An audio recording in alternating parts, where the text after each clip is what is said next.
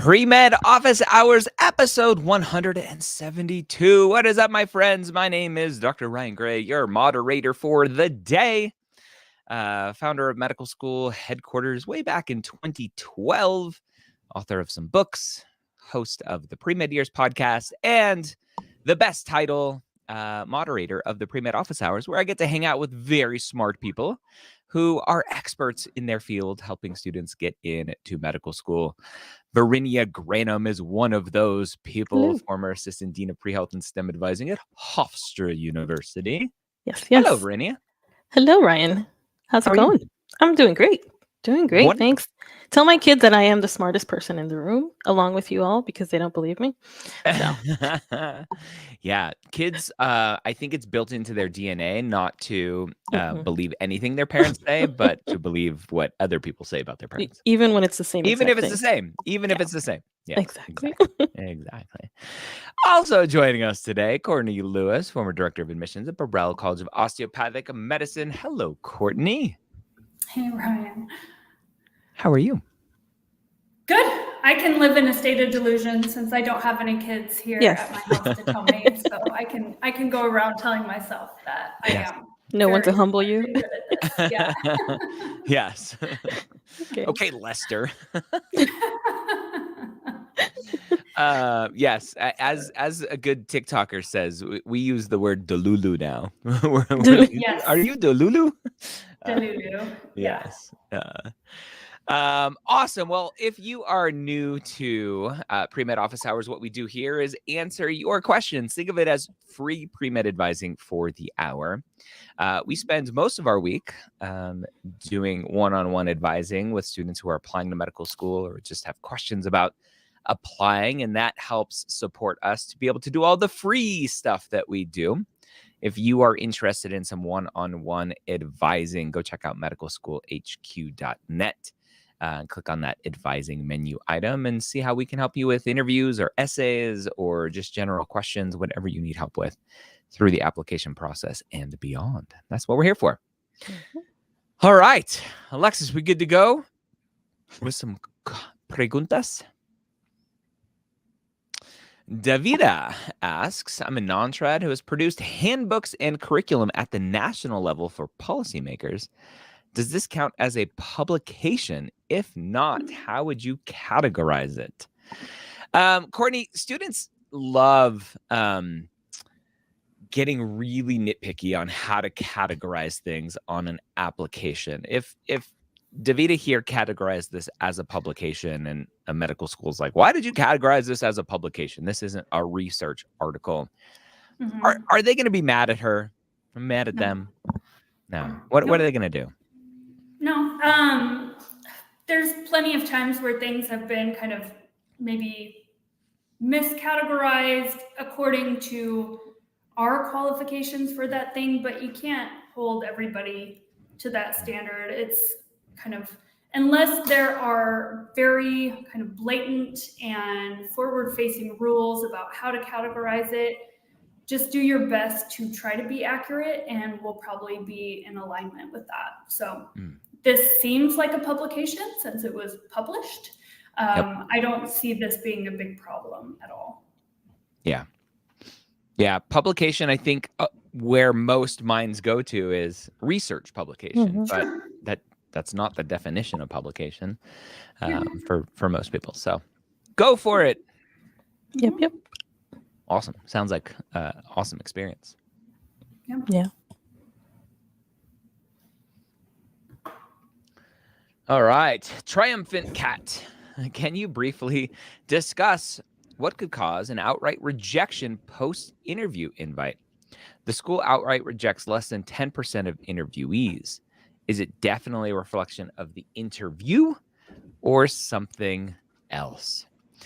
Verinia, this is a great question. I talked to a student yesterday, 398 GPA, 525 MCAT score, 4 interviews rejected from all 4. And I was like, oh, you need some help with your interview skills. Yeah.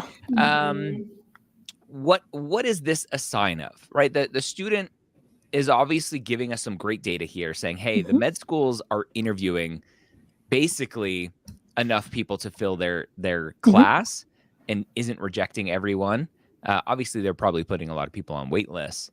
But outright rejection, I'm assuming this student was outright rejected, or maybe is just afraid of that happening. Is that a sign of just poor interview prep? I think so. I think it's a really strong sign of that. You got the interview based on your application. Maybe the day of the interview, you just could not, kind of showcase who you are as a person, or maybe, there were things that you did showcase that they weren't too happy with or excited about. Maybe it was as simple as, your interaction with the other candidates there.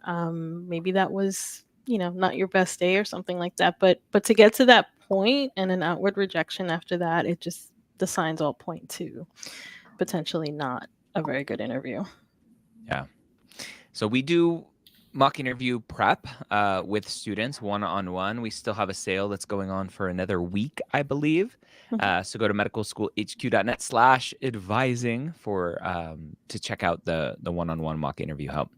We've been getting, I know one of the things that really drives and motivates us as advisors is the students who email us and say, I just got in. Thank you so much for that interview prep. Courtney, do you have any interesting stories around that this time of year? Any recent? Well, I don't know about. Yeah, I mean, I don't know about like particularly interesting. It's nice to see kind of our team share the flood of emails that are coming in. This was my third time applying and now I'm in, or this was my first time and I was so nervous, but I felt so much more comfortable, and it wasn't as hard as our mock interviews and things like that. So it's really nice. I don't know if that's an exciting message, but it's one of the areas where, you can work hard for 4 or 5 years to put together a really strong package. You could get that interview invite, and then you could not be your best advocate on the day of if you don't practice ahead of time. There are tangible improvements when you do mock sessions and you kind of go through the motions and get used to it. So it's nice to see that actually being effective and getting the results for the students that they were hoping for, showing that it works. So, yeah. Yeah. It works. Prep works. Prep with experts who know what they're doing works. I agree, though. I mean, with this post-interview, there's very few things that could have been. Yeah. Because if it had been okay, you would have been waitlisted. Right. Yeah. Yeah.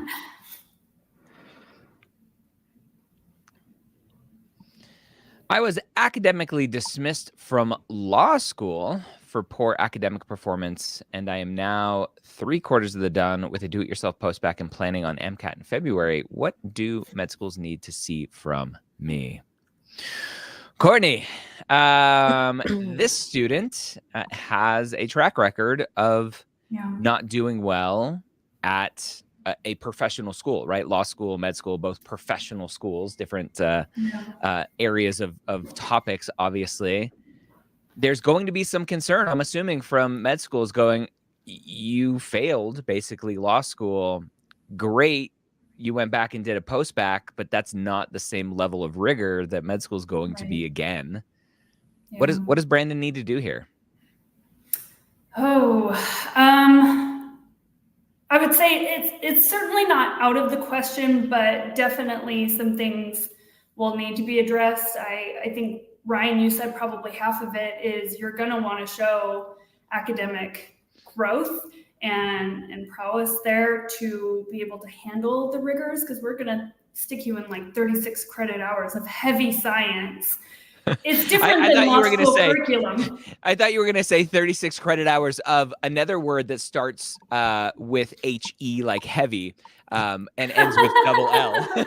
Yeah. Some people probably think of it that way, yes. But they're probably going to want evidence of that. Another thing that they may want is a letter of standing from that school.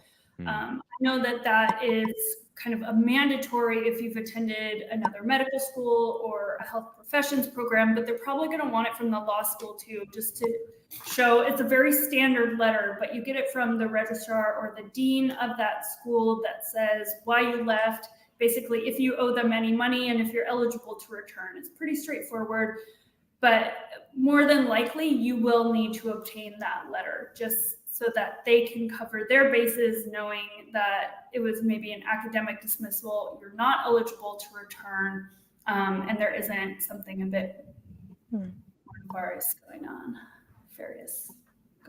How much do you think the message, whether it's true or not, hopefully maybe it is true, the message is around, I did poor in law school because I came to realize like that just wasn't what I was passionate about. And now that I have found my thing, AKA medicine, it's not going to be an issue. Do you think that is a potential message that may give some reassurance? Yes and no. Okay, maybe, right? It's evidenced in your academics. There may be some, backing to that, but just because you don't like something doesn't mean that you just like quit going to class and fail out. You could have done it maybe in a different way to leave on better academic standing and then just remove yourself from the program. Not really consistent messaging, or maybe the most appropriate way to go about it, but you're definitely going to have to show evidence if you're trying to argue that is actually the case. Yep. Okay. And coming Good luck, from law Brandon. school, I'm sure you're an expert at arguing and finding evidence. So Verinia, you failed out of law school. True. Good point. Sorry, Brandon. Not the joke at you, Brandon. We're teasing. Yeah. We're teasing. Yeah. Good luck, Brandon. I've seen that so many times, and it's typically the story from undergrad, right? I kind of failed out of undergrad because I didn't know what I wanted to do. I didn't know what I wanted to be in life.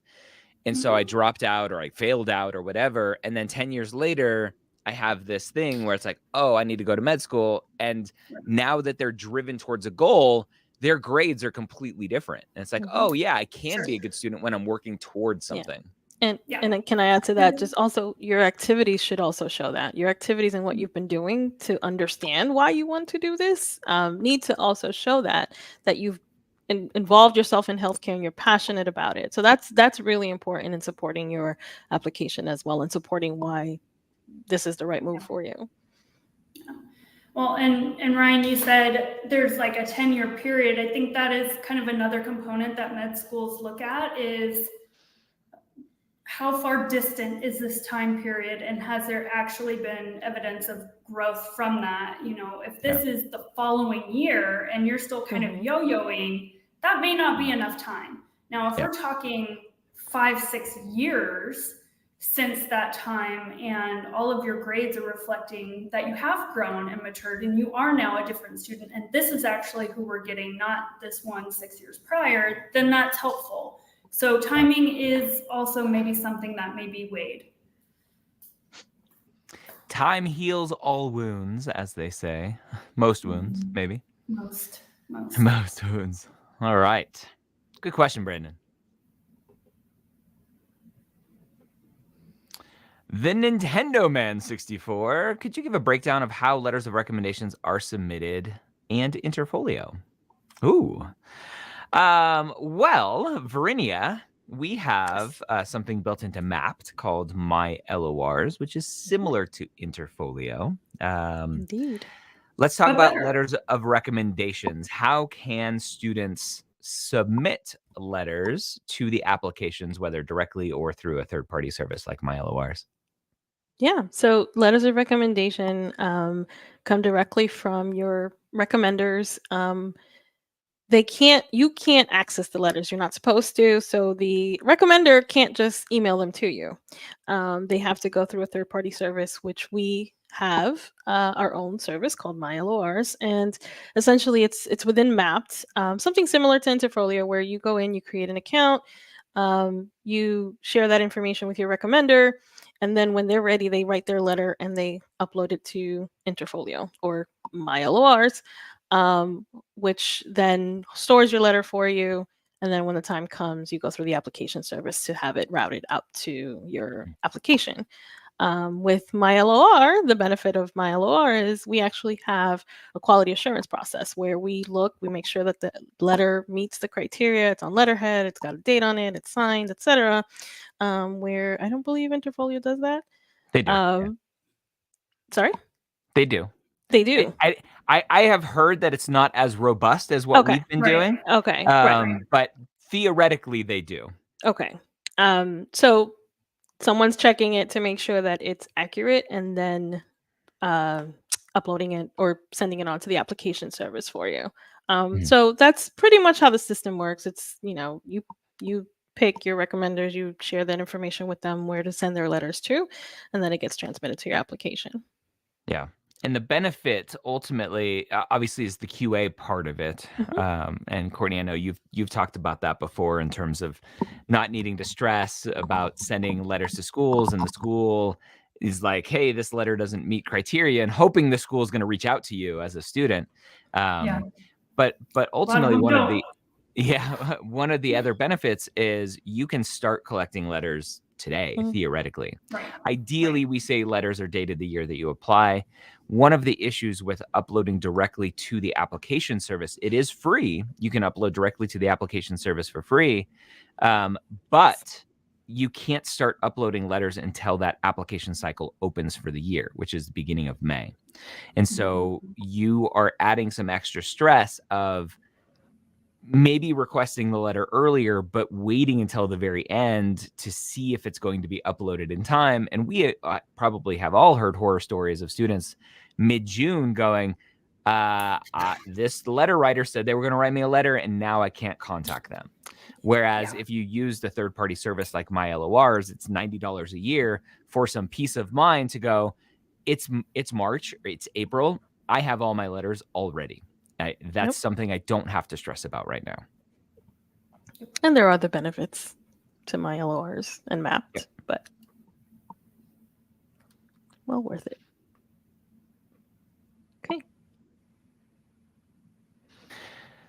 Awesome. Gigi, I have taken a lot of classes at community college. Could I take all prereqs there? The universities are far for me, and I lose a lot of study time if I go. Also, I work part-time and volunteer. Courtney, this is a very common question that comes up all the time in terms of community college and pros and cons of doing especially all the prereqs at community college. Yeah, I was hoping you weren't going to call on me for this one. I mean, the reality is there may be a little bit of bias kind of in the process where they probably prefer or ideally would like to see the prereqs taken at a 4-year institution as opposed to a community college. Labs are a bit different, things like that. I think, they may accept them, but the preference for the faculty probably still leans 4-year institutions. Now, if that's just not a possibility, then double check on the MSAR and choose DO, make sure that, there's no schools that are actually ruling it out where they won't accept it.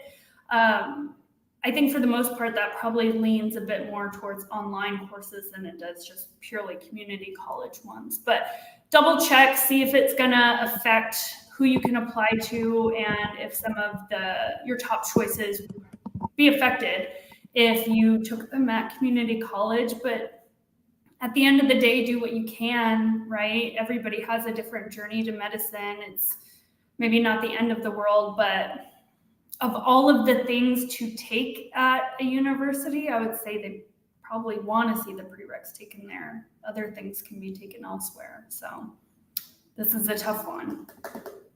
Yeah. So premedyears.com/330, I believe. Yeah, 330. Premedyears.com/330 is an episode I did with David, who was a non-traditional student, worked full-time as a software developer, and basically did all of his classes at community college, all of his prereqs, all of his whatever, had multiple interviews and ultimately was accepted. And he did talk about the fact that he had to answer the question, like, why did you take all of your classes at community college?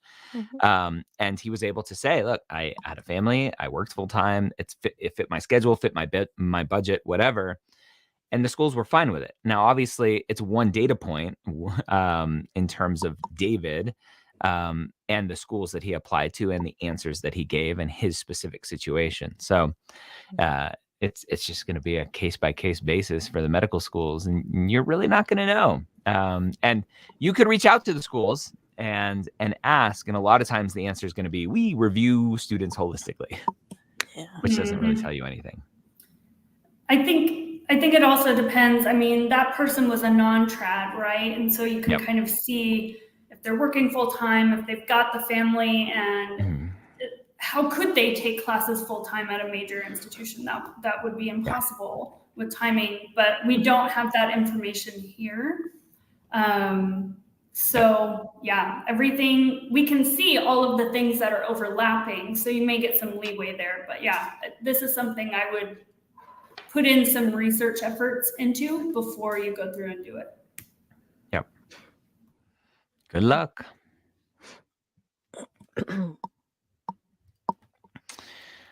Rima, can patient transporter count as clinical? Veridia, I knew you were gonna. Is it clinical? Is it clinical? It depends. As with anything else in this process. So, is it clinical? It depends on what you're doing with the patient. If you're just going from one room to the next and you're not really kind of engaging with the patient, you're not really making sure that they're comfortable. Like, it's one of those things where it depends on what you do, really. I know some patient transporters really go above and beyond. They're with the patient, they're there during their procedure or whatever that might be. They'll go and take them to wherever their next stop is, hook them up to whatever machinery or whatever needs to be done. And so that's a lot more involved. And I've encountered people like that in hospitals, and it's amazing. They really do care and they engage with the patient. So I think, again, evaluate how involved you are with transporting the patients. Sometimes if it's literally just from their room down to the front doors to leave the hospital, it's a little bit more limited. But it's still good experience because you're still talking to people, you're still talking to patients, you're still kind of around the hospital setting. You could include it on your application, argue why what you did, explain what you did and argue why you think it's clinical and let the medical schools decide. Yeah. But it shouldn't be your only experience. You really want something a little bit Ideally. more hands-on, ideally. Yeah. Yeah. I talked to a student, I don't know, last week maybe, who had a very specific form of patient transport where they were the discharge person. And I was like, nah, I'm not going to say that's definitely, I would not count that as clinical. Okay. Right? You're just wheeling them to the curb. Right. That's in what between procedures where you can have conversations, there's still a patient, potentially, maybe, right? It depends on the like school. when you have the baby and they come in to get you and they wheel you out with the baby, that's not really clinical. You're just helping them out the door. Yeah. You're a modified Uber driver. Yeah. An Uber walker. Yeah. Awesome. I'm currently shadowing a physician, and I was told I can shadow as much as I need. Wonderful. Considering I have other requirements to finish before the 2024 cycle, I decided to do about 120 hours. Is that too little? Courtney, there's so much focus on total hours versus consistency, recency, other types of things that paint maybe a better picture than just, ooh, this person has X number of hours, they're good. Can you talk about thought process that goes into evaluating these types of activities and whether a certain number is good or bad, qualified, not qualified? How do you observe that? Sure. So anything is better than zero, I would say. And from there, we've seen it all, right? We've seen 2, we've seen 10,000 for some, combat medics in the Army. So there's really a very, very large range of hours, and it's not necessarily on the number. It's about what you gained from the experience. So I think this goes for a lot of the experiences that medical schools will ask you to do.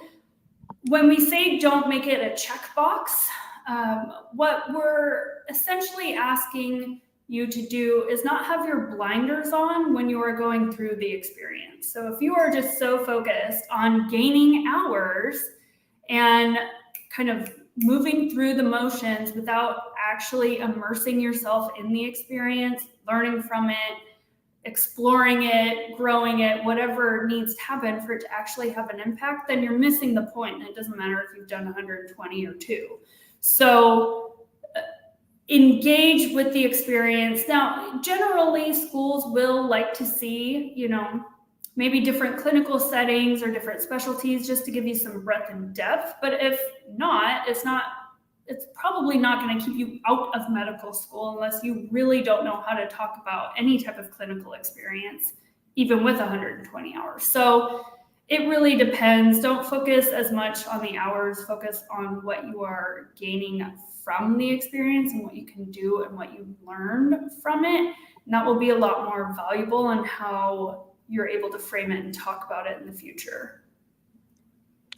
Yeah. Good. And hello, MSHQ team. I have an upcoming interview. I know there's a general rule to keep interview responses under 2 minutes. I don't know where this rule comes from. Where did they come up with these numbers? I don't know. There's probably Student Doctor Network or a book somewhere. I would love to know if I randomly mentioned that in my book and maybe in some other context, and I don't know. But does that also apply to the why medicine question? Kind of hard to fit it all in. Right, Courtney, you just responded to that. Verinia, we do, again, you're doing mock interviews all the time with students, one-on-one. Are you sitting there with a timer going, you're over 2 minutes, over 2 minutes? I have a friend, I'll tell this story real quick. I have a friend who is like a podcast coach, helps people start podcasts and stuff. And there's the same kind of argument with how long should a podcast episode be? It's like, the perfect podcast episode should be 26 minutes. And it's just like, where does that number come from? Right. And it's like the average commute or something. And it's like, yeah, of course, because I don't know how to pause an episode and restart it when I get back in the car or whatever. and my friend goes, there's no such thing as a podcast that's too long, only too boring. I don't know what your thought is on a interview answer. Yeah, that's a great way of thinking about it. I don't know that there's no limit to how long an answer should be. I think that I have said to some students who need the help, you want to kind of aim for this time frame.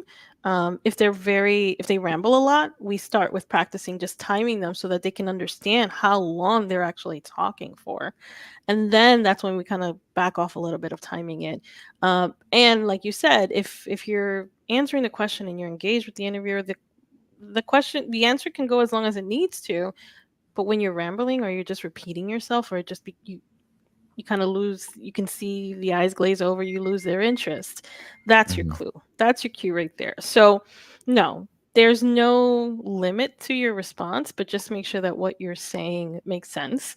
And then it's answering the question and that you're not just going around in circles. And maybe you need to practice. Maybe you do need to time it just to get a sense, because 2 minutes, talking for 2 minutes is a long time. It's a long time. Yeah. So you might just not have an awareness of how long that is.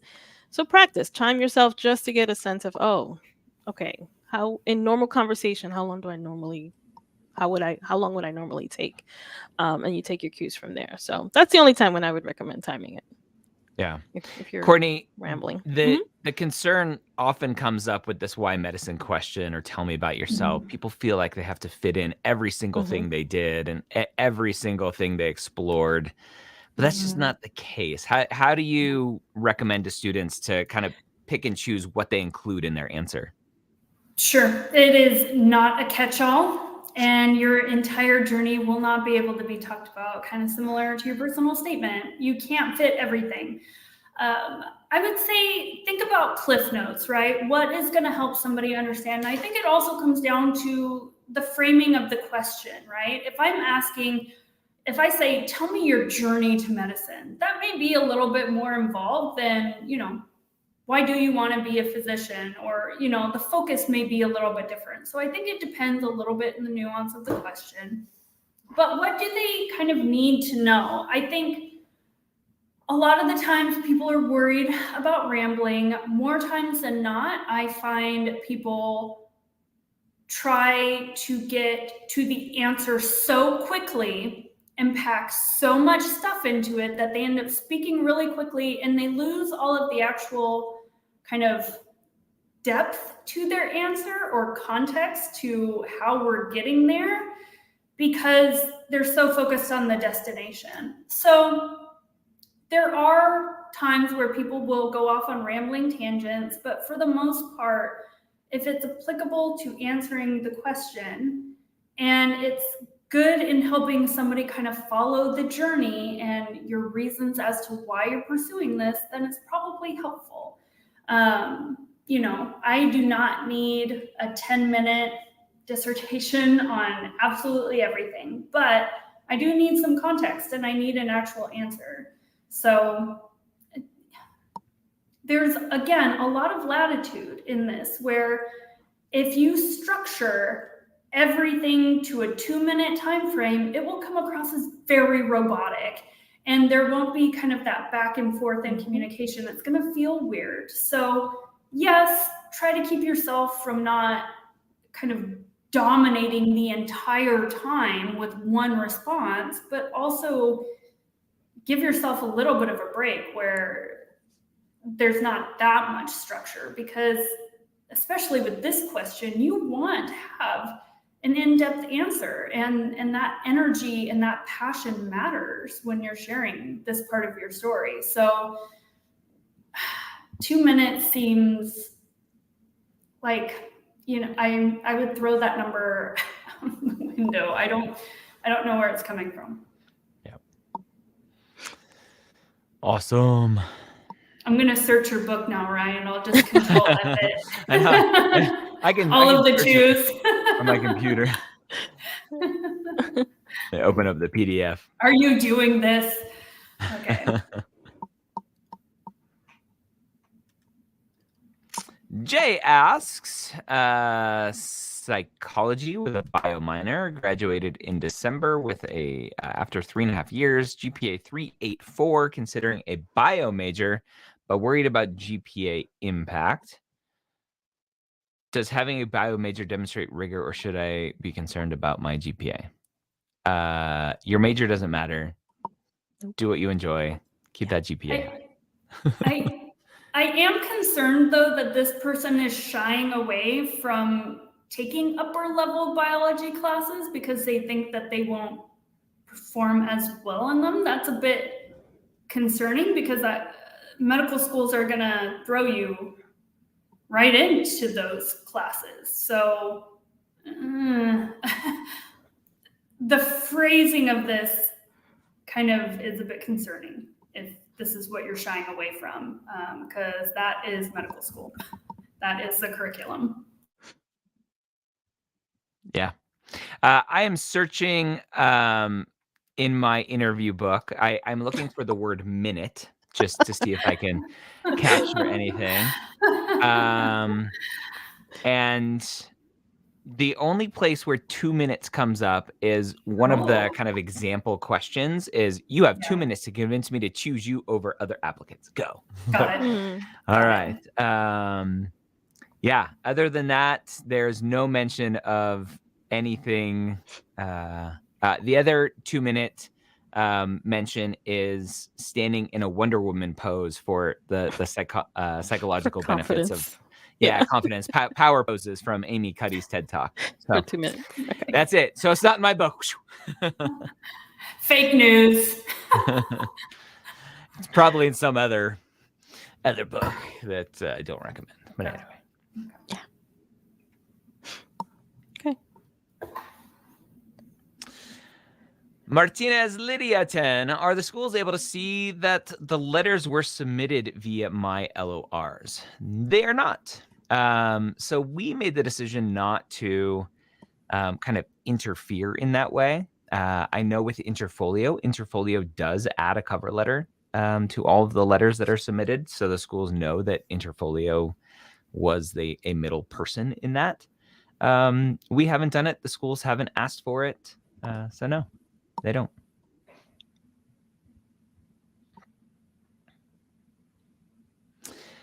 Riyadh, I couldn't find any research opportunities in the specialty of my interest, peds, but there are some job openings for research assistant at a derm clinical research. Should I invest my time or focus on my MCAT? Oof. MCAT. MCAT. So Verinia, this question screams of the very common kind of tactic that students take in terms of, tell me what I should do to have the biggest impact on my application. And it completely ignores the question, well, what do you want to do? I was just about to say that. Yeah. Do you want to do derm clinical research? Doesn't sound like it. So Yeah. I wouldn't worry about it. You don't, research experience is not required for medical school. It helps to have it. If you have it, it helps you, not your application. It helps you because you understand, what goes into that process. But for that, you can take a research methods class and kind of get that same experience. But so it's not, it comes down to what do you want to do? If you're not interested in this, don't do it. Focus on your MCAT. That's it. Easy as that. And also, you don't have to have research experience in your specialty of interest. You don't, you're interested in that now. That may change. So don't, on the same kind of the flipping the argument here, keep an open mind to different experiences, right? So derm might be a different experience, but that, again, it boils down to just, are you interested in research? If not, don't worry about it. Yeah, worry about that specialty specific research for your residency applications. That's when it matters. Yep.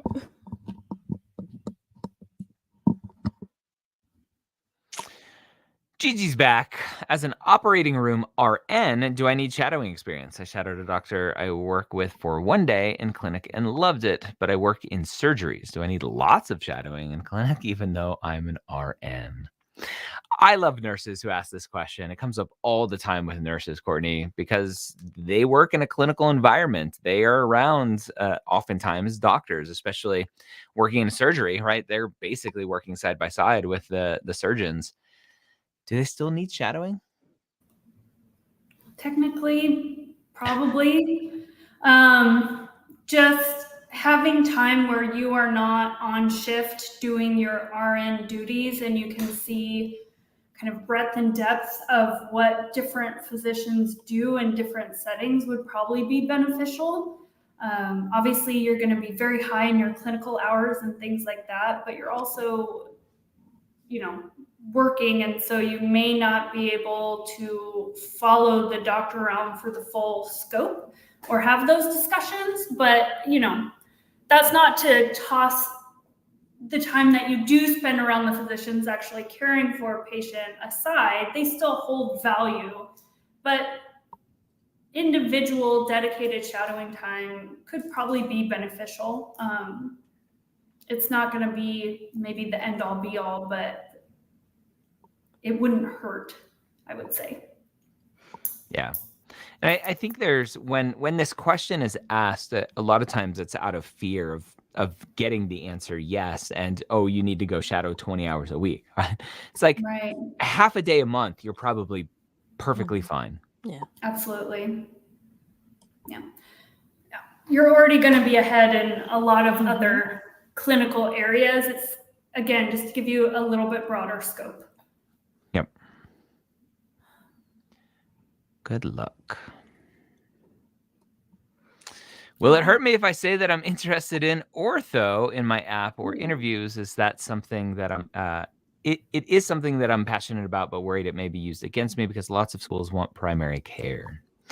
Yeah, Vernia, again, this question comes up all the time. Students have interests and passions and what gets them into medicine. Obviously, as a nurse in operating rooms. Potentially, this person is observing orthopedic, I'd have to assume, surgeries, and so is exposed to that. Their application is going to show maybe that they have some passions around a specific specialty, but what's the harm of talking about, hey, I want to go to med school because I want to be an orthopod?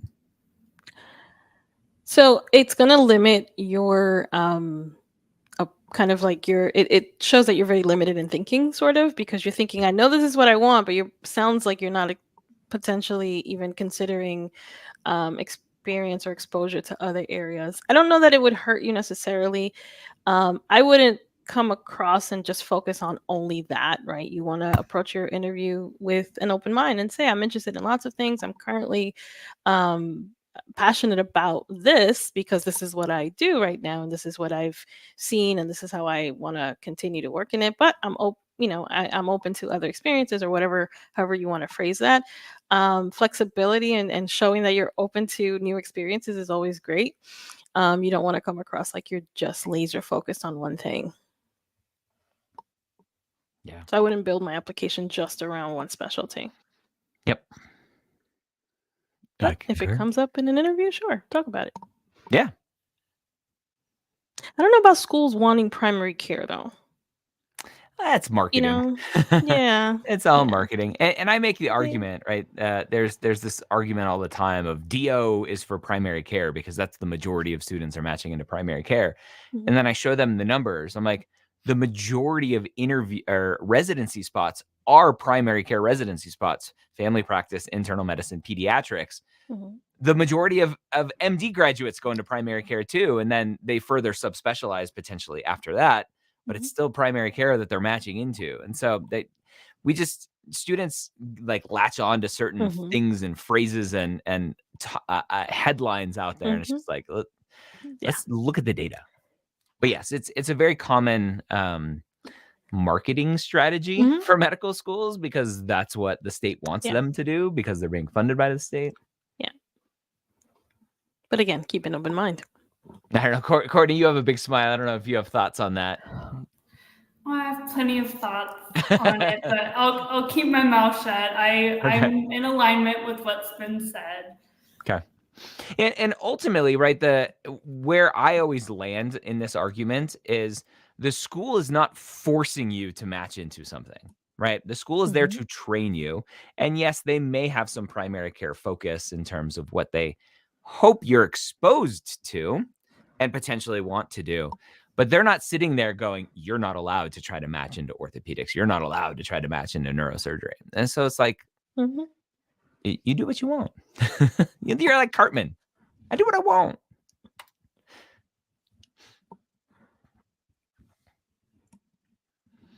Triumphant Cat is back. If I attend 6 interviews and end up with 1 rejection of 5 waitlists, does that mean for certain that I didn't interview well? Or not necessarily? So basically the same question as earlier, but instead of outright rejections, lots of waitlists. Courtney, can we still assume not a great interviewer? Yeah. I mean... Triumphant Cat, just come work with us for a little bit. Yeah. I mean, it's 1 rejection, I would say they probably didn't feel like you were a good fit. 5 waitlist, kind of, based on stats and things like that, they were kind of saying like, okay, well, as a backup, but it certainly does point to not being the strongest interview still. And I would say the only other thing would be maybe timing. But if you got 5 waitlists, I don't think timing is as much the issue, like interviewing too late in the cycle. So yeah, I think we could probably improve that. There's probably something going on. medicalschoolhq.net/advising for our one-on-one mock interview services. Again, you can work with Courtney, Verinia, we have a very small team of amazing advisors helping students day in and day out get those acceptances. Building your confidence so that you can interview well. Yep.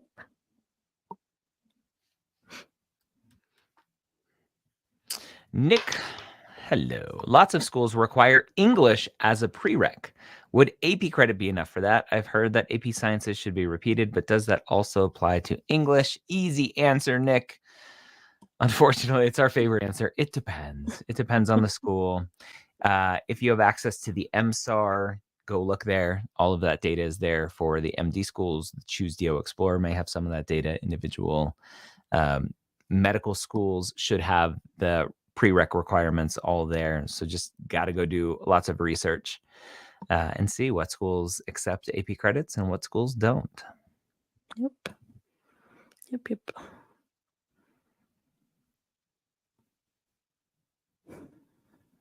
Malika, how do I talk about a traumatic event I've been through, e.g. a war, in the personal statement? Ooh, all right. Yeah.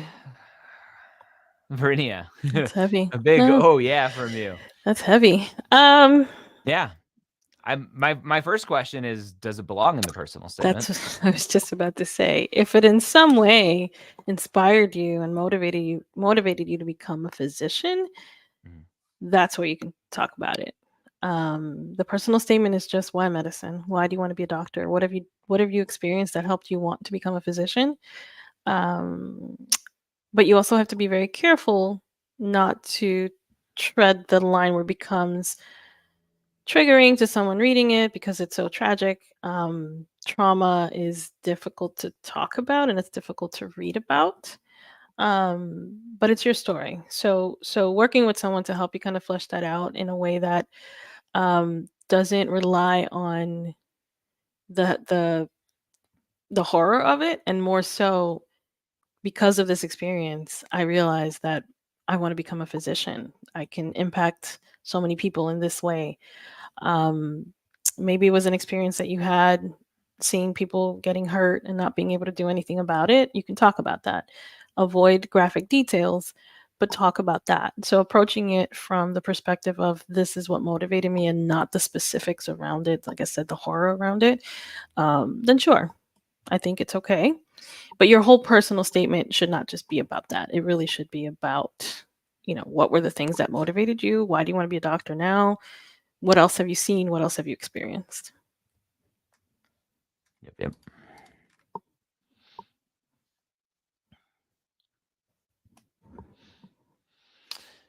Gigi, if you pay for MAP, does that include advising and interview help, or are one or both of those an extra fee? I'm DIYing everything in my application. Yeah, so there's Mapped, our kind of software platform, technology platform. That's $90 a year or $10 a month. That gives you access to my LORs. It also gives you access to chat advising with our advisors. So you can ask questions about things in your application or activities or GPA, things like that. For essay help, for interview prep, that is Medical School HQ Advising. That is different and a separate fee and service. Yep. Did you get new headphones, Ryan? They're not new. I'm just using them more and more instead of the big cans, having just kind of the musician headphones. You're like a rock star. A little low profile. I don't like the sound of them as much, but okay, they're just different. Yeah. All right. It's quiet right now. We covered everything. Yeah. We covered everything. All right. That means if you have a question, maybe we'll answer it very quickly. So ask your questions. If not, we can head out a little bit early. So I'll give it a couple more minutes for a couple questions to come in. As a reminder, we are here almost every Wednesday at 1 p.m. Eastern on premed.tv, which is our YouTube channel here. And we answer your questions. And if you want some more private one-on-one time with our advisors, medicalschoolhq.net. We help with essay review. We help with applications, with interview prep, all of that good stuff.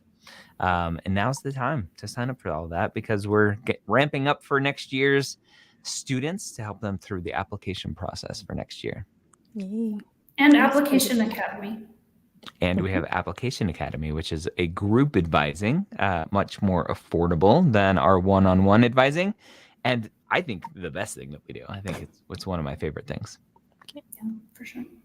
we don't have mapped con anymore to like fill in these spaces. Yeah.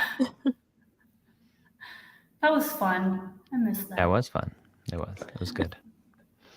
All right, friends, if that is it, we will end a couple minutes early. I'll go make my smoothie for lunch, and that's it. Again, medicalschoolhq.net/advising. Come hang out with us one-on-one. We'll help you with anything that you need help with. Verinia, Courtney, thank you so much for hanging out and answering these amazing questions today. It was fun. It always is. See you soon. Bye.